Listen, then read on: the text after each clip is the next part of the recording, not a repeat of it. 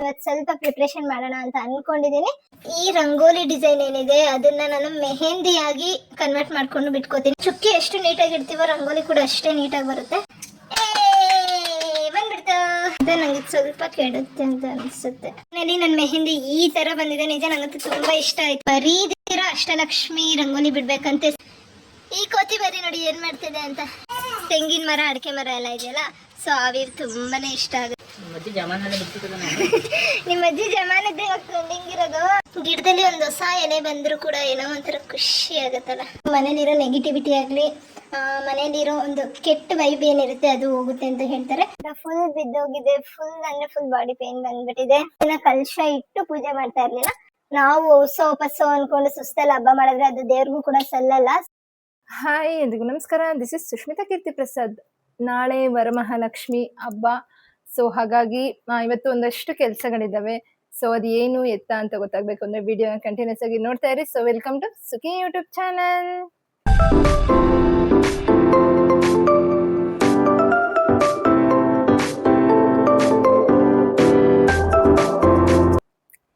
Okay, ನಾಳೆ ವರಲಕ್ಷ್ಮಿ ಹಬ್ಬ start ಆಗ್ತಿರೋದ್ರಿಂದ ಇವತ್ತು ಸ್ವಲ್ಪ ಪ್ರಿಪ್ರೇಷನ್ ಮಾಡೋಣ ಅಂತ ಅನ್ಕೊಂಡಿದ್ದೀನಿ. ನಾನೇನು ಹಬ್ಬ ಮಾಡ್ತಿಲ್ಲ, ಅಂದ್ರೆ ಲಕ್ಷ್ಮಿನ ಕೂರಿಸಿ ಮಾಮೂಲಿ ಜೋರಾಗಿ ಹಬ್ಬ ಮಾಡ್ತಾರಲ್ಲ ಆ ಥರ ಎಲ್ಲ ಮಾಡ್ತಾ ಇಲ್ಲ. ಮಾಮೂಲಿ ವಾರ ಮಾಡ್ತಾರಲ್ಲ ಕಲಶ ಇಟ್ಟು. ಸೊ ಹಾಗಾಗಿ ಆ ಥರ ಮಾಡೋಣ ಅಂತ ಪ್ರಿಪೇರ್ ಮಾಡ್ಕೋತಾ ಇದ್ದೀನಿ. ಸೊ ಅದಕ್ಕೆ ಒಂದಷ್ಟು ಪ್ರಿಪ್ರೇಷನ್ಸ್ ಇದೆ. ಅದು ಒಂದಷ್ಟು ಇವತ್ತಿನ ದಿನ ಹೇಗಿತ್ತು, ಏನೇನು ಆಯಿತು ಅನ್ನೋದನ್ನ ಒಂದು ಸ್ವಲ್ಪ ಕ್ಲಿಪ್ಸ್ನ ವಿಡಿಯೋ ಕ್ಯಾಪ್ಚರ್ ಮಾಡಿ ಇಟ್ಕೊಂಡಿದ್ದೀನಿ. ಸೊ ಇವತ್ತಿನ ದಿನ ಹೇಗಿತ್ತು, ಏನೇನಾಯ್ತು ಅಂತ ವಿಡಿಯೋನ ಕಂಟಿನ್ಯೂಸ್ ಆಗಿ ನೋಡ್ತಾ ಇರಿ, ನಿಮಗೆ ಗೊತ್ತಾಗುತ್ತೆ. Keep watching. ಓಕೆ, ಇವಾಗ ನಾನು ಈ ರಂಗೋಲಿ ಡಿಸೈನ್ ಏನಿದೆ ಅದನ್ನು ನಾನು ಮೆಹಂದಿಯಾಗಿ ಕನ್ವರ್ಟ್ ಮಾಡ್ಕೊಂಡು ಬಿಟ್ಕೋತೀನಿ. ಇವಾಗ ಇದೇ ಅಲ್ವಾ ಟ್ರೆಂಡಿಂಗ್ ಇರೋದು. ಸೊ ಹಾಗಾಗಿ ಮೆಹಂದಿನ ಈ ಥರ ಬಿಟ್ಕೊಳ್ಳೋಕ್ಕೆ ಟ್ರೈ ಮಾಡ್ತೀನಿ. ಸೊ ಟ್ರೆಂಡ್ ಚೇಂಜ್ ಆದಂಗೆ ನಾವು ಸ್ವಲ್ಪ ಯುನೀಕಾಗಿ ಚೇಂಜ್ ಆಗೋಣ ಅಂತ ಹೇಳಿ. ಸೊ ಇದು 9ರಿಂದ 1 ಚುಕ್ಕಿದು ರಂಗೋಲಿ, ಅಂದರೆ ಒಂದು ಚುಕ್ಕಿ ಬಿಟ್ಟು ಚುಕ್ಕಿ ರಂಗೋಲಿ ಅಂತಿರಲ್ಲ ಆ ಥರ. 1 2 3 4 5 6 7 8 9 ಚುಕ್ಕಿ ಎಷ್ಟು ನೀಟಾಗಿ ಇಡ್ತೀವೋ ರಂಗೋಲಿ ಕೂಡ ಅಷ್ಟೇ ನೀಟಾಗಿ ಬರುತ್ತೆ. ಸೊ ಹಾಗಾಗಿ ನೋಡಿಕೊಂಡು ಚುಕ್ಕಿ ಇಟ್ಕೊಳ್ಳಿ. ಸೊ ಫಸ್ಟು ಈ ಥರದ್ದು ಬಿಟ್ಕೊಂಬಿಟ್ರೆ ಈಸಿಯಾಗಿ ಹೋಗುತ್ತೆ. ಸೊ ಈ ಥರ 4 ಡಾಟ್ಸ್ನ ಜಾಯಿಂಟ್ ಮಾಡ್ಕೊತಾ ಹೋಗಬೇಕು. ಸೊ ಈ ಥರ ಇದು ಬಿಟ್ಕೊಂಬಿಟ್ರೆ ಇನ್ನು ಮಿಕ್ಕಿದೆಲ್ಲ ಈಸಿಯಾಗಿ ಹೋಗುತ್ತೆ ನಮಗೆ. ಹಾಮ ಇದು ಬರ್ತಾ ಇಲ್ಲ ಹೆಂಗೆ ಅಂತ ಕನ್ಫ್ಯೂಸ್ ಎರಡಕ್ಕೂ ಬಂದು ಓಕೆ ಹಾಂ ಹಿಂಗೆ ಬಂದು ಹಿಂಗೆ ಓಕೆ. ಇನ್ನು ಮಧ್ಯೆ ಒಂದು ಲೈನ್ ಹಾಕ್ಕೊಂಡು ಹಿಂಗೆ ಬಂದು ಮತ್ತೆ ಈ ಡಾಟು 2 ಡಾಟ್ ಇದೆಯಲ್ಲ ಅದ್ರ ಮಧ್ಯೆ ಒಂದು ಲೈನ್ ಹೇಳ್ಕೊಂಡು ರೌಂಡ್ ಹಾಕ್ಕೊಂಡು ಇಷ್ಟೇ. ಹಾಂ, ಮುಗೀತು. ಸೊ ಇವಾಗ ಇಲ್ಲಿ 3 ಡಾಟ್ಸ್ ಮಿಕ್ಕಿರುತ್ತಲ್ಲ. ಸೊ ಇವಾಗ ಅದಕ್ಕೆ ಹೀಗೆ ಈ 3 ಡಾಟ್ ಹಾಕ್ಕೊಂಡು ಇವಾಗ ಮಿಕ್ಕಿರುತ್ತಲ್ಲ ಬಂದ್ಬಿಡ್ತು. ಸೊ ನೋಡೋಣ ಫೈನಲಿ ಕೈ ಮೇಲೆ ಹೇಗೆ ಬರುತ್ತೆ ಅಂತ. ಡಗ ಅಂತ ಇದೆ, ಬಟ್ ಇಟ್ಸ್ ಓಕೆ. ಟ್ರೈ ಮಾಡೋದ್ರಲ್ಲಿ ತಪ್ಪಿಲ್ವಲ್ಲ. ನನ್ನ ಮಗ ಆಲ್ರೆಡಿ ಎಲ್ಲ ಕಚ್ಚಿಟ್ಬಿಟ್ಟಿದ್ದಾನೆ. ಸೊ ಇದು ಮೊನ್ನೆ ಊರ ಹಬ್ಬಕ್ಕೆ ಅಂತ ತೊಗೊಂಡಿದ್ದ ಮೆಹಂದಿ ಸ್ವಲ್ಪ ಮಿಕ್ಕಿತ್ತು, ಹಾಗಾಗಿ ಅದನ್ನೇ ಯೂಸ್ ಮಾಡ್ತಾಯಿದ್ದೀನಿ. ಹೇಗೆ ಬರುತ್ತೆ ಅಂದರೆ ಈಗ ಬಂದ್ರೇ ಚೆಂದ ಅಲ್ವಾ. ಸೊ ಅದಕ್ಕೆ ಏನೇ ಆದರೂ ಎಲ್ಲ ನಂಗೆ ಬರುತ್ತೆ. ಬಂದರೂ ಕೂಡ ಒಂದ್ಸಲಿ ನಾವು ಏನಂತಾರೆ ಟ್ರಯಲ್ ಮಾಡೋದ್ರಲ್ಲಿ ತಪ್ಪಿಲ್ಲ. ಇಲ್ಲಾಂದರೆ ನನಗೆ ಎಲ್ಲ ಬರುತ್ತೆ ಅಂತ ನಾವು ಇದು ಮಾಡೋಕ್ಕೆ ಹೋದರೆ ತಪ್ಪಾಗೇ ಆಗುತ್ತೆ. ಸೊ ಬಂದರೂ ಕೂಡ ಇನ್ನೊಂದು ಸಲ ನಾವು ಪ್ರಾಕ್ಟೀಸ್ ಮಾಡಿದ್ರೆ ಅದು ಇನ್ನೂ ಪರ್ಫೆಕ್ಟಾಗಿ ಬರುತ್ತೆ. ಫೈನಲಿ ಚುಕ್ಕಿ ಈ ಥರ ಬಂದಿದೆ ನೋಡಿ. ಚುಕ್ಕಿಲೇ ಕಾಣಿಸ್ಬಿಡುತ್ತೆ ಹೆಂಗೆ ಬರುತ್ತೆ ಅಂತ. ನನಗೆ ಸ್ವಲ್ಪ ಕೆಡುತ್ತೆ ಅಂತ ಅನಿಸುತ್ತೆ, ಬಟ್ ನೋಡೋಣ, ಹಾಗೆ ಸರಿ ಮಾಡ್ಕೊಂಬಿಡೋಣ.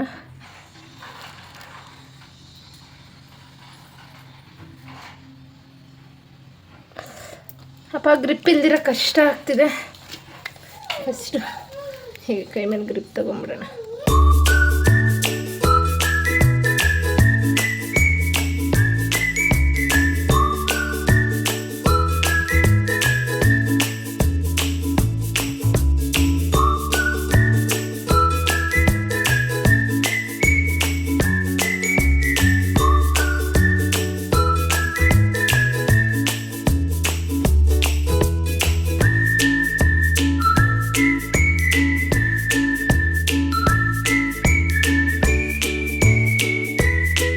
ಫೈನಲಿ ನನ್ನ ಮೆಹಂದಿ ಈ ಥರ ಬಂದಿದೆ. ನಿಜ ನನಗಂತೂ ತುಂಬ ಇಷ್ಟ ಆಯಿತು. ಫಿನಿಶಿಂಗ್ ಸಖತ್ತಾಗಿ ಕಾಣಿಸ್ತಾ ಇದೆ.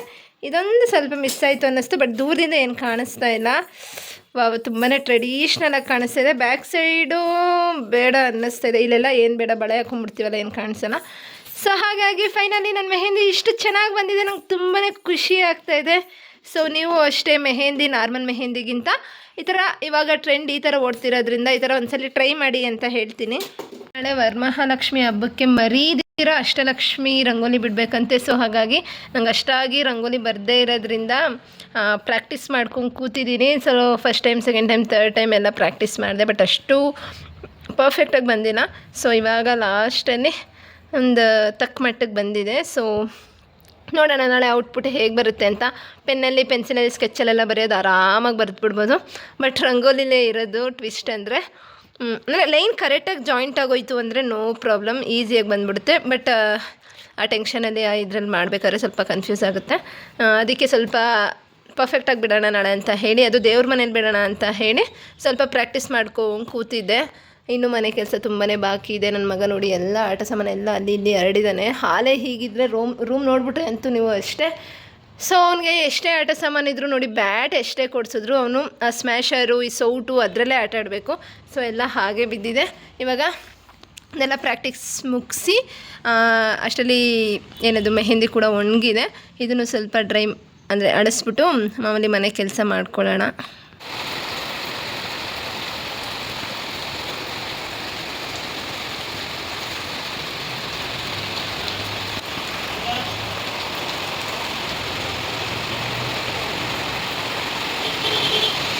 ಅಲ್ಲ ಫುಲ್ ಮಳೆ ಬಂದು ನೀರೆಲ್ಲ ತುಂಬಿಕೊಂಡು ನಾನು ನೀಟ್ ಮಾಡಿ ಮತ್ತೆ ಮಳೆ ಸ್ಟಾರ್ಟ್ ಆಯ್ತಲ್ಲ ಅಂತ ಟೆನ್ಷನಲ್ಲಿದ್ದರೆ ಈ ಕೋತಿ ಮರಿ ನೋಡಿ ಏನು ಮಾಡ್ತಿದೆ ಅಂತ.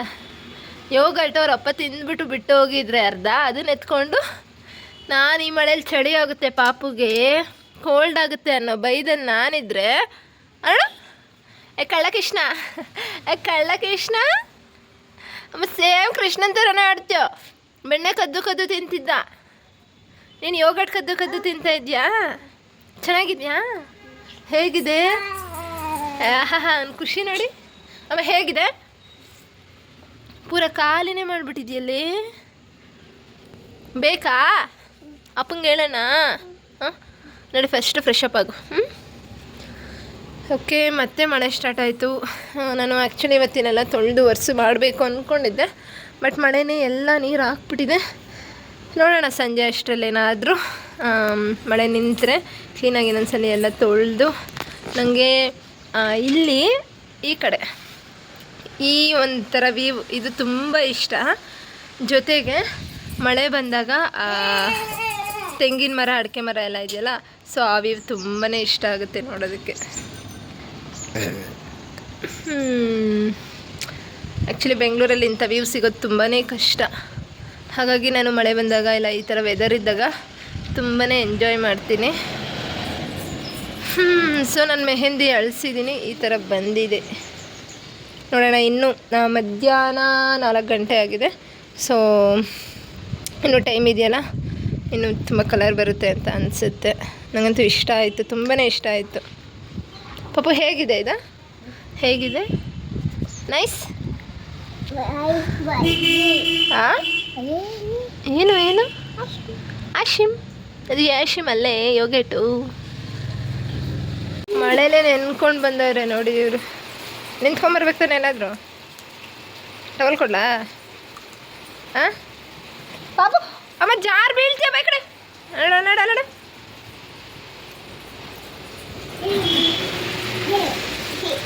ಹೆಂಗಿದೆ? ಹೊಸಾಡಿದ್ದ ಇನ್ನು ಹೇಳಪ್ಪ. ನಿಮ್ಮ ಅಜ್ಜಿ ಜಮಾನದ್ದೇ ಇವಾಗ ಟ್ರೆಂಡಿಂಗ್ ಇರೋದು ನೋಡಿ. ಜಾರ್ಗಿರ್ ಬಿದ್ದಾನ. ನಾನು ಹೆಂಗೆ ಬಿಡಿಸಿದ್ದೀನಿ ಹೇಳು. ಫಿನಿಶಿಂಗ್ ಚೆನ್ನಾಗಿ ಬಂದೈತಾ? ಇಷ್ಟ ಆಯ್ತಾ? ಬಲ್ಗೈಗೆ ನೀನು ಹಾಕ್ಕೊಡ್ತೀಯಾ? ಹಾಕ್ಕೊಡಪ್ಪ. ನೋಡಪ್ಪ ಕಾಲು ಖಾಲಿ ಇದೆ. ಅಲ್ಲೋಡು ಜಾರ್ ಬೀಳ್ತಾನಪ್ಪ, ಜಾರ್ ಬೀಳ್ತಾನ ನೋಡು. 10:30 ಆಗಿದೆ. ಇವಾಗ ಪಾತ್ರೆ ವಾಶ್ ಮಾಡಿ ಇವಾಗ ಮನೇನ ಇವಾಗ ಗುಡಿಸಿ ಒರೆಸೋಣ ಅಂತ ಅಂದ್ಕೊಂಡಿದ್ದೀನಿ. ಮೆಹಂದಿ ನೋಡಿ ಏನು ಸಖತ್ತಾಗಿ ಬಂದಿದೆ. ನಂಗೆ ತುಂಬ ಖುಷಿ ಆಗ್ತಿದೆ ಇದು ನೋಡ್ತಿದ್ದಾಗೆಲ್ಲ ತುಂಬ ಖುಷಿ ಆಗುತ್ತೆ. ಬಟ್ ಪಾತ್ರೆ ಎಲ್ಲ ವಾಶ್ ಮಾಡೋದನ್ನೆಲ್ಲ ಬೇಗ ಹೋಗುತ್ತೆ ಅಂತ ಅನಿಸುತ್ತೆ ನನಗೆ. But it's okay. ನಂಗೆ ಮೆಹಂದಿ ಹಾಕ್ಕೊಂಡಿದ್ದೀನಿ ಅಂತ ಕೆಲಸ ಮಾಡದೇ ಇರೋಕ್ಕಾಗಲ್ವಲ್ಲ. ಸೊ ಇವಾಗ ಅಡುಗೆ ಮನೆ ಕ್ಲೀನಿಂಗ್ ಎಲ್ಲ ಆಯಿತು. ಇವಾಗ ಏನಿದ್ರು ನೋಡಿ ಮತ್ತೆ ಮಧ್ಯಾಹ್ನ ತಾನೇ ಕ್ಲೀನ್ ಮಾಡಿದ್ದೆ, ಮತ್ತೆ ಎಲ್ಲ ಗಲೀಜು ಮಾಡಿಟ್ಟಿದ್ದ ನನ್ನ ಮಗ. ಮತ್ತೆ ಮನೆ ಕ್ಲೀನ್ ಅಂದರೆ ಗುಡಿಸಿ ಒರೆಸಿ ಮಲ್ಕೊಳ್ಳೋಣ ಅಂದ್ಕೊಂಡಿದ್ದೀನಿ. ಯಾಕಂದರೆ ಬೆಳಗ್ಗೆ ಸ್ವಲ್ಪ ಬೇಗ ಮಾಡ್ಕೊಂಬಿಡ್ಬೋದು, ಸುಮ್ಮನೆ ಹಿಂಗೆ ಒರೆಸಿ ಹಿಂಗೆ ಮಾಡ್ಕೊಂಬಿಡ್ಬೋದಲ್ಲ. ಸೊ ಅದಕ್ಕೆ ಈಗಲೇ ಎಲ್ಲ ತೆಂಗಿನಕಾಯಿ ಸುಲಿದಿರೋದೆಲ್ಲ ಹಾಗೇ ಇದೆ. ರಂಗೋಲಿನೂ ಈಗಲೇ ಬಿಡೋಣ ಅಂದ್ಕೊಂಡೆ, ಬಟ್ ಯಾಕೋ ಮಳೆ ಬಂದುಬಿಟ್ರೆ ಏನಪ್ಪ ಮಾಡೋದು, ಹಾಕಿದೆಲ್ಲ ವೇಸ್ಟ್ ಆಗೋಗುತ್ತೆ ಅನ್ನೋ ರೀಸನ್ಗೆ ರಂಗೋಲಿ ಬಿಡಲಾ ಬೇಡವಾ ಅಂತ ಯೋಚನೆ ಮಾಡಿಕೊಂಡೆ ನಿಂತಿದ್ದೀನಿ.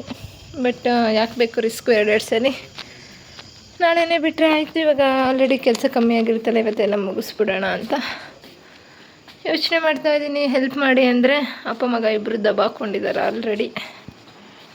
ನೋಡೋಣ ಎಷ್ಟಾಗುತ್ತೋ ಅಷ್ಟೇ ಮಾಡೋಕ್ಕೆ ಟ್ರೈ ಮಾಡೋಣ. ಗಿಡಕ್ಕೆಲ್ಲ ನೀರು ಬೆಳಗ್ಗೆನೇ ಹಾಕಿದ್ದೆ. ಇದು ಹೊಸ ಚಿಗುರು ಬರ್ತಿದೆ ಇಲ್ಲಿ. ಸೊ ಗಿಡದಲ್ಲಿ ಒಂದು ಹೊಸ ಎಲೆ ಬಂದರೂ ಕೂಡ ಏನೋ ಒಂಥರ ಖುಷಿ ಆಗುತ್ತಲ್ಲ. ಇದು ನೋಡಿ, ಇದು ಸ್ಪೈಡರ್ ಪ್ಲ್ಯಾಂಟ್. ಸೊ ಹಾಗೆ ಬೆಳ್ಕೊಂಡು ಬರುತ್ತೆ. ಸಡನ್ನಾಗಿ ನಮ್ಮ ಯಜಮಾನ್ರಿಗೆ ಇಷ್ಟೊತ್ತಲ್ಲಿ ಒಂದು ಫೋನ್ ಬಂತು. ಸೊ ಸ್ವಲ್ಪ ಪರ್ಸ್ನಲ್ ಕೆಲಸ ಇದೆ, ಹೋಗಿ ಬರ್ತೀನಿ ಅಂತ ಹೇಳಿ ಅವರು ಹೊರಟರು. ಸೊ ಅವ್ರು ಬರೋವರೆಗೂ ನನಗೆ ನಿದ್ದೆ ಕೂಡ ಬರಲ್ಲ. ಹಾಗಾಗಿ ಸುಮ್ಮನೆ ಎಂತಕ್ಕೆ ಟೈಮ್ ವೇಸ್ಟ್ ಮಾಡೋದು, ಈಗಲೇ ಕಸ ಎಲ್ಲ ಗುಡಿಸಿ ಒರೆಸ್ಕೊಳ್ಳೋಣ ಅಂತ ಹೇಳಿ ನಾನು ಇವಾಗ ಕಸ ಎಲ್ಲ ಗುಡಿಸ್ಕೊಳ್ತಾ ಇದ್ದೀನಿ. ಸೊ ಪಾಪುನು ಹೇಗಿದ್ರು ಮಲಗಿದ್ನಲ್ಲ, ಹಾಗಾಗಿ ಯಾವುದೇ ರೀತಿ ಡಿಸ್ಟರ್ಬ್ ಇರಲ್ಲ, ಯಾವುದೇ ರೀತಿ ತೊಂದರೆ ಇರಲ್ಲ ಅಂತ ಹೇಳಿ ಇವಾಗಲೇ ನಾನು ಕಸ ಎಲ್ಲ ಗುಡಿಸ್ಕೊಂಡು ಮನೆ ಒರೆಸ್ಕೊಳ್ಳೋಕ್ಕೆಲ್ಲ ರೆಡಿ ಮಾಡ್ಕೊಳ್ತಾ ಇದ್ದೀನಿ. ಅವನಿದ್ದರೆ ಈ ಕಡೆಯಿಂದ ಆ ಕಡೆ ಗಲೀಜು ಮಾಡ್ತಾನೆ ಇರ್ತಾನೆ. ಸೊ ಇವಾಗ ನಾನೆಲ್ಲ ಕ್ಲೀನ್ ಮಾಡ್ಕೊತಾ ಇದ್ದೆ. ಇವಾಗ ಕಸ ಎಲ್ಲ ಗುಡಿಸಿದ್ದಾಯಿತು. ಮನೆ ಒರೆಸ್ಬೇಕಾದ್ರೆ ಯಾವಾಗಲೂ ನೀರಿಗೆ ಸ್ವಲ್ಪ ಗಂಜಲ, ಒಂದು ಸ್ವಲ್ಪ ಅರಿಶಿನ, ಜೊತೆಗೆ ಒಂದು ಹಿಡಿ ಆಗುವಷ್ಟು ಕಲ್ಲುಪ್ಪು, ಫ್ರೇಗ್ರೆನ್ಸ್ಗೆ ಅಂದ್ಬಿಟ್ಟು ಒಂದು ಸ್ವಲ್ಪ ಲಿಕ್ವಿಡ್ ಯೂಸ್ ಮಾಡ್ತಿದ್ದೆ. ಸೊ ಇಷ್ಟನ್ನು ಹಾಕಿ ನಾವು ಮನೆ ಒರೆಸೋದ್ರಿಂದ ಮನೇಲಿರೋ ನೆಗೆಟಿವಿಟಿ ಆಗಲಿ, ಮನೇಲಿರೋ ಒಂದು ಕೆಟ್ಟ ವೈಬ್ ಏನಿರುತ್ತೆ ಅದು ಹೋಗುತ್ತೆ ಅಂತ ಹೇಳ್ತಾರೆ. ಸೊ ಹಾಗಾಗಿ ಯಾವಾಗಲೇ ಮನೆ ಒರೆಸ್ಬೇಕಾದ್ರೂ ಇಷ್ಟು ಐಟಮ್ನ ಹಾಕ್ಕೊಂಡು ಒರೆಸಿ ಅಂತ ಹೇಳ್ತೀನಿ.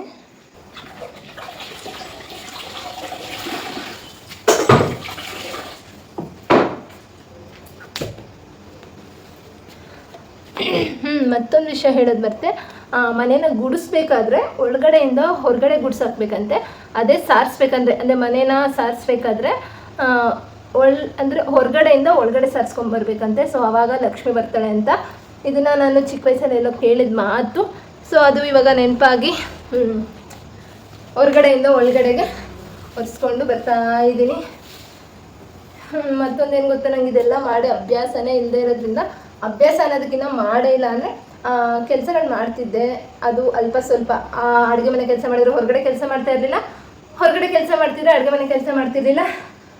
ಬಟ್ ಈ ಸಲ ಓವರ್ ಆಲ್ 100ಗೆ 100% ಎಲ್ಲ ನಾನೇ ಮಾಡೋಂಗಾಗಿದೆ. ಸೊ ತುಂಬ ಕಷ್ಟ ಆಗ್ತಿದೆ ಇವೆಲ್ಲ ಅಭ್ಯಾಸ ಇಲ್ಲದೆ ಇರೋದ್ರಿಂದ, ಮಾಡದೇ ಇರೋದ್ರಿಂದ. ಸ್ವಲ್ಪ ಬ್ಯಾಕ್ ಪೇನು ಸ್ಟಾರ್ಟ್ ಆಗೋಗಿದೆ, ಅಂದರೆ ಸೊಂಟ ಎಲ್ಲ ನೋವು ಸ್ಟಾರ್ಟ್ ಆಗೋಗಿದೆ. ಬಟ್ ಬೇರೆ ಆಪ್ಷನ್ನೇ ಇಲ್ಲ, ಮಾಡಲೇಬೇಕು. ಹಾಗಾಗಿ ಮಾಡ್ತಾ ಇದ್ದೀನಿ. ಆ್ಯಕ್ಚುಲಿ ಏನು ಗೊತ್ತಾ, ನನಗೆ ಇಂಥ ಟೈಮಲ್ಲಿ ಅನಿಸಿದ್ದೇನು ಅಂದರೆ, ಒಂದಾದರೂ ಸರಿ ಸಪೋರ್ಟಿಂಗ್ ಹ್ಯಾಂಡ್ ಇರಲೇಬೇಕು ಅಂತ. ಅಂದರೆ ಏನು ಗೊತ್ತಾ, ಎಲ್ಲ ಕೆಲಸ ಒಬ್ರಿಗೆ ಅಂದರೆ ತುಂಬಾ ಟೆನ್ಷನು, ತುಂಬಾ ತೊಂದರೆ, ತುಂಬಾ ಮೈಕೈ ನೋವು ಬಂದುಬಿಡುತ್ತೆ. ಸೊ ಹಾಗಾಗಿ ಒಬ್ಬರಾದರೂ ಸರಿ ಸಪೋರ್ಟಿಂಗ್ ಇರಲೇಬೇಕು. ನಾನಿಲ್ಲಿ ಯಾವುದೇ ರೀತಿ ಅತ್ತೆ ಮಾವನ ಬಗ್ಗೆ ಆಗಲಿ, ಅಕ್ಕ ತಂಗಿರ ಬಗ್ಗೆ ಆಗಲಿ, ಅಣ್ಣ ತಮ್ಮದಿರ ಹೆಲ್ಪ್ ಬಗ್ಗೆ ಮಾತಾಡ್ತಾ ಇಲ್ಲ. ನಾನು ಮಾತಾಡ್ತಿರೋದು ಗಂಡ ಹೆಂಡತಿ ಬಗ್ಗೆ. ಇವಾಗ ಹೆಂಡತಿ ಇಷ್ಟೆಲ್ಲ ಕೆಲಸ ಮಾಡಬೇಕಾದ್ರೆ ಗಂಡ ಒಂಚೂರಾದರೂ ಹೆಲ್ಪ್ ಮಾಡಿದ್ರೆ, ಅಂದರೆ ಹೆಂಡತಿ ಮನೆ ಒರೆಸಿದ್ರೆ ಗಂಡ ಕಸ ಗುಡಿಸೋದಾಗಿರ್ಬೋದು, ಹೆಂಡತಿ ಪಾತ್ರೆ ತೊಳೆದ್ರೆ ಅವ್ರು ಜೋಡಿಸ್ಕೊಡೋದಾಗಿರ್ಬೋದು, ಈ ಥರ ಸಣ್ಣ ಪುಟ್ಟ ಹೆಲ್ಪ್ ಮಾಡೋದ್ರಿಂದ ಅವಳಿಗೆ ಅದು ಸಣ್ಣ ಪುಟ್ಟ ಹೆಲ್ಪ್ ನೀವು ಮಾಡೋದಾಗಿದ್ರೂ ಅವಳ ಮೈಂಡ್ಗೆ ಎಷ್ಟು ಸ್ಟ್ರೆಸ್ ಫ್ರೀ ಆಗುತ್ತೆ ಗೊತ್ತಾ, ಅದೊಂಥರ ಹೇಳ್ಕೊಳಕ್ಕಾಗಲ್ಲ ಆ ಫೀಲಿಂಗು. ಸೊ ಹಾಗಾಗಿ ಗಂಡಂದಿರು ಫೋನ್ ಇಟ್ಕೊಂಡು ಮಲಗೋದನ್ನು ಬಿಟ್ಟು ಹೆಂಡತಿಗೆ 100ರಲ್ಲಿ ಒಂದು 2-3% ಆದರೂ ಹೆಲ್ಪ್ ಮಾಡೋದನ್ನು ಕಲೀರಿ. ಯಾಕೆಂದರೆ ಅದರಿಂದ ಅವಳಿಗೆ ಹೆಲ್ಪ್ ಕೂಡ ಆಗುತ್ತೆ, ಜೊತೆಗೆ ಖುಷಿ ಕೂಡ ಆಗುತ್ತೆ. ಜೊತೆಗೆ ಸಮಾಧಾನ ಕೂಡ ಆಗುತ್ತೆ. ಸೊ ಇದು ನನ್ನ ಗಂಡಂಗೆ ಮಾತ್ರ ಹೇಳ್ತಾ ಇಲ್ಲ ನಾನು, ಪ್ರತಿ ಒಬ್ಬರು ಅಂತಲೂ ಹೇಳೋಕ್ಕಾಗಲ್ಲ. ಇರ್ತಾರೆ ಒಬ್ಬ ಗಂಡಸರು 100ಅಲ್ಲಿ 98% ಗಂಡಸರು ಹೀಗೆ ಇರ್ತಾರೆ. ಸೊ ಹಾಗಾಗಿ ಅಂಥವ್ರಿಗೆ ಹೇಳ್ತಾ ಇದ್ದೀನಿ ನಾನು, ಹೆಂಡ್ತಿರ್ಗೆ ಸ್ವಲ್ಪ ಸಪೋರ್ಟ್ ಮಾಡಿ. ಪಾಪ ನಮ್ಮ ಯಜಮಾನ್ರು ಮಾಡ್ತೀನಿ ಅಂದರು ಇವತ್ತು, ಕಸ ಗುಡಿಸ್ಕೊಡ್ತೀನಿ ಮತ್ತು ಹೊರಗಡೆ ಎಲ್ಲ ಕ್ಲೀನ್ ಮಾಡಿಕೊಡ್ತೀನಿ ಅಂದಿದ್ರು. ಬಟ್ ಅವ್ರಿಗೆ ಕೆಲಸ ಬಂದಿದ್ದರಿಂದ ಅವರು ಹೊರಗಡೆ ಹೋಗಿ ಬಂದಿದ್ದೆ 4 ಗಂಟೆ ಆಯಿತು. ಹಾಗಾಗಿ ಎಲ್ಲ ಒಬ್ಬಳೇ ಮಾಡೋಂಗಾಯಿತು. ಸೊ ಇಂಥ ಟೈಮಲ್ಲಿ, ಇಂಥ ಸಿಚುವೇಷನಲ್ಲಿ ನನಗೆ ಈ ಥರ ಫೀಲ್ ಆಯಿತು. ಸೊ ಅದನ್ನು ನಿಮ್ಮ ಜೊತೆ ಶೇರ್ ಮಾಡ್ಕೊಳ್ತಾ ಇದ್ದೀನಿ ಅಷ್ಟೆ. ಓಕೆ, ನನ್ನ ನೋಡ್ತಾ ಇದ್ರೇ ನಿಮಗೆ ಗೊತ್ತಾಗ್ತಿರ್ಬೋದು ಎಷ್ಟು ಟಯರ್ಡ್ ಆಗಿದ್ದೀನಿ ಅಂತ. ಸೊ ಟೈಮ್ ಇವಾಗ ಆಲ್ಮೋಸ್ಟ್ 12 ಗಂಟೆ, 11:45 ಆಗೇ ಹೋಗಿದೆ. ಸೊ ನಿದ್ದೆ ಮಾಡಬೇಕು, ತುಂಬಾ ನಿದ್ದೆ ಬರ್ತಾ ಇದೆ, ಜೊತೆಗೆ ತಲೆ ಕೂಡ ಸುತ್ತುತ್ತಾ ಇದೆ, ನಿಮಗೆ ಗೊತ್ತು. ನಾನೆಂಥ ಪೇಷಂಟ್ ಅಂತ. ಸೊ ಊರ ಹಬ್ಬದಲ್ಲೇ ಸ್ವಲ್ಪ ನಿದ್ದೆಗೆಟ್ಟು ನನಗೆ ಈಗಲೂ ಕೂಡ ಅದರಿಂದ ಆಚೆ ಬರೋಕ್ಕಾಗ್ತಿಲ್ಲ, ಅದರಿಂದ ಸುಧಾರಿಸ್ಕೊಳಕ್ಕಾಗ್ತಿಲ್ಲ. ಹಬ್ಬ ಮಾಡೋದು ತುಂಬಾನೇ ಮುಖ್ಯ, ನಿದ್ದೆಗೆಟ್ಟು ಮಾಡಲೇಬೇಕು. ಬಟ್ ಒಂದಿನ ನಿದ್ದೆಗೆಟ್ರೆ ನನಗೆ 1 ವಾರ ಅಲ್ಲ 1 ತಿಂಗಳು ಬೇಕಾಗುತ್ತೆ ಸುಧಾರಿಸ್ಕೊಳಕ್ಕೆ. ಸೊ ನೋಡಿ, ಈಗಲೂ ತಲೆ ಗಿರ್ ಗಿರ್ ಗಿರ್ ಅಂತ ಇದೆ. ಬಟ್ ಏನು ಮಾಡೋಕ್ಕಾಗಲ್ಲ. ಇಷ್ಟು ದಿನ ನಮ್ಮ ಅತ್ತೆ ಇರ್ತಿದ್ರು, ಸೊ ಅದು ಎಲ್ಲ ಕೆಲಸ ಮಾಡ್ಕೋತಿದ್ರು, ನಾನು ಬರೀ ಅಡುಗೆ ಮನೆಗೆ ಮಾತ್ರ ಹೋಗ್ತಿದ್ದೆ. ಬಟ್ ಇವತ್ತು ಪ್ರತಿಯೊಂದು ಕೆಲಸನೂ ನಾನೇ ಮಾಡಬೇಕಾಯ್ತು. ನಮ್ಮ ಯಜಮಾನ್ರು ಹೆಲ್ಪ್ ಮಾಡ್ತೀನಿ ಅಂದರು, ಬಟ್ ಅವ್ರಿಗೆ ಔಟ್ಸೈಡ್ ಸ್ವಲ್ಪ ಕೆಲಸ ಜಾಸ್ತಿ ಇದ್ದಿದ್ದರಿಂದ ಅವರು ಕೂಡ ಹೆಲ್ಪ್ ಮಾಡೋಕ್ಕಾಗಲಿಲ್ಲ. ಹಾಗಾಗಿ ಪಿನ್ ಟು ಪಿನ್ ಎಲ್ಲ ಒಬ್ಳೆ ಮಾಡಿದ್ರಿಂದ ಸೊಂಟ ಫುಲ್ ಬಿದ್ದೋಗಿದೆ, ಫುಲ್ ಅಂದರೆ ಫುಲ್ ಬಾಡಿ ಪೇನ್ ಬಂದ್ಬಿಟ್ಟಿದೆ. ಸೊ ಇವತ್ತಿನ ದಿನ ಹೀಗೆಲ್ಲ ಇತ್ತು, ಇಷ್ಟೆಲ್ಲ ಕ್ಲೀನ್ ಮಾಡಿಕೊಂಡೆ, ಇಷ್ಟೆಲ್ಲ ಪ್ರಿಪ್ರೇಷನ್ ಮಾಡಿಕೊಂಡೆ. ಆ್ಯಕ್ಚುಲಿ ನಮ್ಮ ಮನೆಯವ್ರು ಹೇಳಿದ್ರು, ಇಷ್ಟೇ ಮಾಡಿದ್ಯಾ ಹಬ್ಬ ಮಾಡಿಬಿಡು ಅಂತ. ಅವರು ಈ ವಾರದಲ್ಲಿ ಹೇಳಿದ್ರು, ಇನ್ನೊಂದು 4 ದಿನ 3 ದಿನ ಇದೆ ಎಂದಾಗ ಹೇಳಿದ್ರು, ನೀನು ಲಕ್ಷ್ಮಿ ಅಂದರೆ ನಮ್ಮ ಆಂಟಿ ಮನೆ, ನಮ್ಮ ಅಕ್ಕನ ಮನೆಗೆಲ್ಲ ಹೋಗ್ಬೇಕಿತ್ತಲ್ಲ, ಸೊ ಹಾಗಾಗಿ ಅಲ್ಲೆಲ್ಲ ಹೋಗ್ಬೇಕು ಅಂತ ಮಾತಾಡ್ತಿದ್ದೆ. ಅಲ್ಲೆಲ್ಲ ಹೋಗೋದೇನು, ಇಲ್ಲೇ ಮಾಡೋಣ ಬಿಡು ಹಬ್ಬ, ನಾವೇ ಮಾಡೋಣ ಅಂತ ಹೇಳಿದ್ರು. ಬಟ್ ಅವರಷ್ಟು ಅಂದರೆ ಹೇಳಿದ್ರು ಅವರು, ಮಾಡೋಣ ಚೆನ್ನಾಗೆ ಮಾಡೋಣ ಹಬ್ಬ ಅಂತ.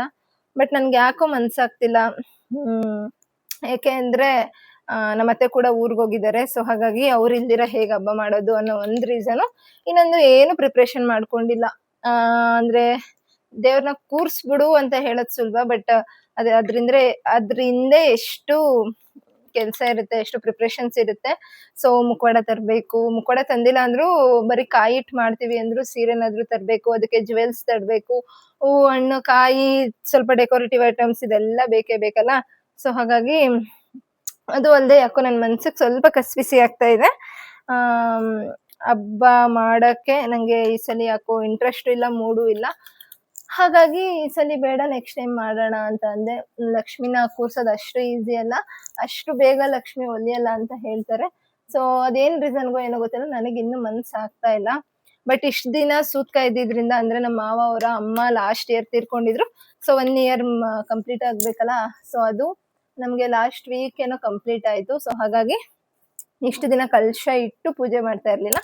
ಸೊ ವರಲಕ್ಷ್ಮಿ ಹಬ್ಬ ಒಳ್ಳೆ ದಿನ ಆಗಿರೋದ್ರಿಂದ, ಸೊ ನಾಳೆಯಿಂದನೇ ಕಲಶ ಇಟ್ಟು ಪೂಜೆ ಮಾಡ್ಬೋದು ಅಂತ ಹೇಳಿದ್ರು. ಹಾಗಾಗಿ ಹೇಗೋ ಅದಕ್ಕೂ ಪ್ರಿಪ್ರೇಷನ್ ಆಗುತ್ತೆ ಅಂತ ಹೇಳಿ ಇದೆಲ್ಲ ತಂದು ಮಾಡ್ತಾ ಇದ್ದೀನಿ. ಸಾಕಾಗೋಯ್ತು ನಿಜ. ಒಬ್ಬರ ಕೈಲೇ ಇಂಥ ಕೆಲಸಗಳೆಲ್ಲ ಆಗಲ್ಲ, ಒಂದು ಕೈ ಅದ್ರ ಜೊತೆಲಿ ಇರಲೇಬೇಕು.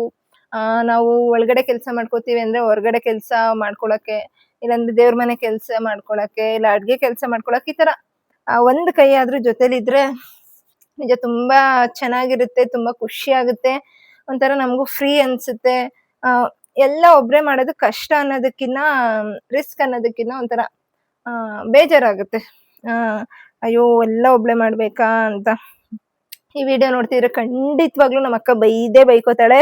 ಜೊತೆಗೆ ಹೋದ್ರೆ ಹೇಳ್ತಾರೆ, ಅಲ್ಲಿ ಮಾತ್ರ ಅಷ್ಟು ಕೆಲಸ ಮಾಡ್ತೀಯ, ಇಲ್ಲಿ ಬಂದ್ರೆ ತಿಂದಿದ್ದ ತಟ್ಟೆ ಕೂಡ ಎತ್ತಲ್ಲ ನೀನು, ಹಂಗೆ ಹಿಂಗೆ ಅಂತ. ಅವಾಗ ನಾನು ಡೈಲಾಗ್ ಹೊಡೆಯೋದು, ಕೆಲಸ ಎರಡು ಕಡೆನೂ ಕೆಲಸ ಮಾಡೋಕ್ಕಾಗುತ್ತಾ, ಒಂದ್ ಕಡೆ ರೆಸ್ಟ್ ಮಾಡ್ಲೇಬೇಕಲ್ಲ ಅಂತ. ಆಕ್ಚುಲಿ ಹೇಳ್ಬೇಕು ಅಂದ್ರೆ ನಾನು ನಮ್ಮ ಅತ್ತೆ ಮನೆಯಲ್ಲೇ ತುಂಬಾ ರೆಸ್ಟ್ ಮಾಡೋದು, ತುಂಬಾ ಫ್ರೀ ಆಗಿರೋದು. ನಮ್ಮ ಅಕ್ಕನ ಮನೆಗೆ ಹೋದ್ರೆ ಸ್ವಲ್ಪ ಕೆಲಸ ಜಾಸ್ತಿನೇ. ಬಟ್ ಅವಳು ಹಂಗಂತ ಇರ್ತಾಳೆ. ಇವಾಗ ಆಲ್ಮೋಸ್ಟ್ ಎಲ್ಲ ಕೆಲಸ ಮುಗ್ದಿದೆ. ಬೆಳಗ್ಗೆ ಏನಿಲ್ಲ, ಆರಾಮಾಗಿ ಎದ್ದು ರೆಡಿ ಆಗಿ ಮನೇಲಿ ಪೂಜೆ ಮುಗಿಸಿ ಸ್ವಲ್ಪ ಫ್ರೆಂಡ್ ಮನೆ, ಅಕ್ಕನ ಮನೆ ಎಲ್ಲ ಹೋಗೋದಿದೆ, ಹೋಗ್ಬಿಟ್ಟು ಬರೋಣ ಅಂತ ಅನ್ಕೊಂಡಿದ್ದೀನಿ. ಸುಸ್ತಾಗಿ ಹೋಗಿದ್ದೀನಿ, ಮಾತಾಡೋಕ್ಕೂ ಎನರ್ಜಿ ಇಲ್ಲ. ಏನೋ ಒಂದು ವಿಷಯ ಹೇಳ್ಬೇಕು ಅನ್ಕೊಂಡೆ ಮರ್ತೋಯ್ತು. ಹಾ, ನಾನು ಬೆಳಿಗ್ಗೆ 4 ಗಂಟೆಗೆ ಎದ್ದು ಬ್ರಾಹ್ಮಿ ಮುಹೂರ್ತದಲ್ಲೇ ಪೂಜೆ ಮಾಡೋ ಅಷ್ಟು ಒಳ್ಳೆ ಹುಡುಗಿ ಅಲ್ಲ. ಇಷ್ಟೆಲ್ಲ ಮಾಡ್ತಿರೋದೇ ನನ್ಗೆ ಶಾಕ್ ಆಗ್ತಿದೆ. ನಿಜವಾಗ್ಲೂ ಇದು ನಾನೇ ಇಷ್ಟೆಲ್ಲ ಮಾಡ್ತಾ ಇದ್ದೀನಾ ಅಂತ. ಬಟ್ ಕಾಲ ಹೇಗ್ ಕಲ್ಸುತ್ತೆ ಹಂಗ್ ಕಲ್ತ್ಕೊಂಡು ಹೋಗ್ಬೇಕು ಅಂತ ಹೇಳ್ತಾರಲ್ಲ, ಸೊ ಹಾಗೆ ಆಗ್ತಾ ಇದೆ. ಯಾವಾಗ್ಲೂ ಒಂದೇ ತರ ಇರಕ್ಕಾಗಲ್ವಲ್ಲ. ಸೊ ನನ್ ಕೈಲಾದಷ್ಟು ನನ್ ಕೈ ಮೀರಿ ಎಲ್ಲ ನಾನು ಮಾಡ್ತಾ ಇದ್ದೀನಿ. ಬಟ್ ಇನ್ನೊಂದ್ ಕೈ ಸ್ವಲ್ಪ ಸಪೋರ್ಟಿಂಗ್ ಇದ್ದಿದ್ರೆ, ಅಂದ್ರೆ ನಮ್ಮ ಯಜಮಾನ್ರು ಪಾಪ ನಿಜವಾಗ್ಲೂ ಹೇಳಿದ್ರು ಸಪೋರ್ಟ್ ಅಂದ್ರೆ ಹೆಲ್ಪ್ ಮಾಡ್ತೀನಿ ಅಂತ. ಬಟ್ ಅವ್ರಿಗೆ ಹೊರಗಡೆ ಸ್ವಲ್ಪ ಕೆಲಸ ಇರೋದ್ರಿಂದ ನೋಡಿ, ಇವಾಗ 12 ಗಂಟೆ ಆಗಿದೆ. ಇನ್ನು ಇಷ್ಟೊತ್ತು ಇದ್ರು, 10-10:30ವರೆಗೂ ಇದ್ರು. ಬಟ್ ಇವಾಗ ಸ್ವಲ್ಪ ಮತ್ತೆ ಕೆಲಸ ಏನೋ ಇದೆ, ಪರ್ಸನಲ್ ಕೆಲಸ ಅಂತ ಹೇಳಿ ಹೋಗಿದ್ದಾರೆ. ಪಾಪಚ್ಚಿ ನನ್ ಮಗು ನೋಡಿ, ಪಾಪಚ್ಚಿ ಮುದ್ದು ಬಂಗಾರಿ, ಅದು ಮಲ್ಕೋಬಿಟ್ಟಿದೆ. ಅವನ್ನ ಹಿಡ್ಕೊಂಡು ಸಂಜೆಯಿಂದ ಕೆಲಸ ಮಾಡಕ್ ಆಗ್ತಾ ಇರ್ಲಿಲ್ಲ. ಹಾಗಾಗಿ ನಾನು ನೈಟ್ ಕೆಲಸ ಎಲ್ಲ ಮಾಡ್ಕೊಂತಾ ಇದ್ದೀನಿ. ಸಂಜೆ ಮಾಡಿದ್ರು ಕೂಡ ಇಷ್ಟೊತ್ತಿಗೆಲ್ಲ ಮತ್ತೆ ಗಲೀಜಾಗಿರೋದು. ಇವಾಗ ಮಾಡಿ ನೆಮ್ಮದಿಯಾಗಿ ಮಲ್ಕೊಂಡ್ರೆ ಬೆಳಗ್ಗೆ ಎದ್ದು ಸಿಂಪಲ್ ಆಗಿ ಏನೇನ್ ಮಾಡ್ಬೋದೋ ಮಾಡ್ಕೊಂಡು ಜಿಕ್ ಚಾಕ್ ಅಂತ ನಾವು ರೆಡಿಯಾಗಿ, ಹಬ್ಬ ಮಾಡಿಲ್ಲ ಅಂದ್ರೂ ಗ್ರ್ಯಾಂಡ್ ಆಗಿ ರೆಡಿಯಾಗಿ ಹಬ್ಬನ ಸೆಲೆಬ್ರೇಟ್ ಮಾಡ್ಬೇಕು. ಮೆಹಂದಿ ನೋಡಿ ಸಖತ್ತಾಗಿ ಬಂದಿದೆ, ನಂಗಂತೂ ತುಂಬಾ ಇಷ್ಟ ಆಯ್ತು. ಆಲ್ರೆಡಿ ವಿಡಿಯೋದಲ್ಲಿ ಒಂದು 7ರಿಂದ 8 ಸಲ ಹೇಳೇ ಬಿಟ್ಟಿದ್ದೀನಿ ತುಂಬಾ ಚೆನ್ನಾಗಿ ಬಂದಿದೆ, ಇಷ್ಟ ಆಯ್ತು ಅಂತ. ಎಷ್ಟು ಚೆನ್ನಾಗಿ ಬಂದಿದೆ. ಜೊತೆಗೆ ಹೀಟ್ರು ಕೂಡ ಕೆಟ್ಟೋಯ್ತು ಇದಕ್ಕಿದ್ದಂಗೆ. ಅದೇನ್ ರೀಸನ್ ಅಂತ ಗೊತ್ತಿಲ್ಲ. ಅದರಿಂದ ಹೊಸದು ಆರ್ಡರ್ ಮಾಡಿದೆ, ಅದು ಕೂಡ ಬಂತು. ಸೊ ಬೆಳಗ್ಗೆ ಸ್ನಾನ ಮಾಡಿ, ಅಂಡೆ ಒಲೆ ಇದೆ ಬಟ್ ಕೆಳಗಡೆ ನೀರ್ ಕಾಯಿಸಿ ಮೇಲ್ಗಡೆ ಎತ್ಕೊಬಂದು ಇಟ್ಕೊಳ್ಳೋ ಅಷ್ಟು ಪೇಷನ್ಸು, ಶಕ್ತಿ ಎರಡೂ ಇಲ್ಲ. ಸೊ ಹಾಗಾಗಿ ಹೀಟ್ರ್ ಬೇಕಿತ್ತು ಅಂತ ಬ್ಲಿಂಕಿಟ್ ಅಲ್ಲಿ ಒಂದಷ್ಟು ಪ್ರಾಡಕ್ಟ್ಸ್, ಇನ್ನು ಹಾಲು ಮತ್ತೆ ಅದು ಇದು ಬೇಕಿತ್ತು, ಒಂದಷ್ಟು ಪ್ರಾಡಕ್ಟ್ಸ್ ನ ತರಿಸ್ಕೊಂಡೆ. ಸೊ ನೋಡ್ಬೇಕು ಇದು ಇವಾಗ ವರ್ಕ್ ಆಗುತ್ತಾ ಇಲ್ವಾ ಅಂತ ನೋಡಿ ಚೆಕ್ ಮಾಡಿ ನಿದ್ದೆ ಮಾಡಿ ಆರಾಮಾಗಿ ಒಂದು 7 ಗಂಟೆ 8 ಗಂಟೆಗೆ ಎದ್ದು ಹಬ್ಬ ಮಾಡೋಣ. ಬೈಕೋಬೋದು 8 ಗಂಟೆಗೆ ಎದ್ದು ಹಬ್ಬ ಮಾಡ್ತಾಳೆ ಅಂತ. ಬಟ್ ನಾವು ಪಸೋ ಅನ್ಕೊಂಡು ಸುಸ್ತಲ್ಲಿ ಹಬ್ಬ ಮಾಡಿದ್ರೆ ಅದು ದೇವ್ರಿಗೂ ಕೂಡ ಸಲ್ಲಲ್ಲ. ಸೊ ಹಾಗಾಗಿ ಆರಾಮಾಗೆದ್ದು ಆರಾಮಾಗಿ ಫ್ರೀಯಾಗಿ ಹಬ್ಬ ಮಾಡೋಣ. Good night, take care, happy Varamahalakshmi ಅಂತ ಹೇಳ್ತಾ ಈ ವಿಡಿಯೋನ ಇಲ್ಲಿಗೆ ಎಂಡ್ ಮಾಡ್ತಾ ಇದ್ದೀನಿ. ಲೈಕ್ ಮಾಡಿ, ಕಮೆಂಟ್ ಮಾಡಿ, ಶೇರ್ ಮಾಡಿ, ಸಬ್ಸ್ಕ್ರೈಬ್ ಮಾಡದೇ ಇರಲ್ಲ ಇನ್ನು ನನ್ನ ವಿಡಿಯೋ ನೋಡ್ತಿದ್ರೆ ಪ್ಲೀಸ್ ಸಬ್ಸ್ಕ್ರೈಬ್ ಮಾಡ್ಕೊಂಡು ನೋಡಿ ಅಂತ ಹೇಳ್ತಾ ನೆಕ್ಸ್ಟ್ ವಿಡಿಯೋದಲ್ಲಿ ಸಿಗ್ತೀನಿ ನಾನು. ಬಾಯ್ ಬಾಯ್.